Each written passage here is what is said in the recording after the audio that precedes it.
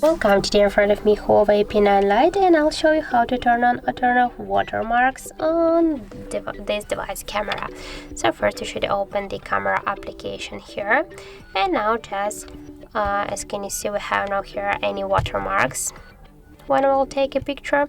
And now just to turn on the watermarks, you should slide with your finger to the right side, and here you'll see the watermark icon. Just tap here once on this icon, and here you can see the watermark mode. So now we'll take a picture, for example this one, and we'll go here into the photos, and you can see that here we just enabled successfully the watermark, and now we can take a picture with the watermarks. So that's it, that's how it looks. Thank you guys for watching, and if you find this video helpful, don't forget to leave a like, comment, and to subscribe our channel.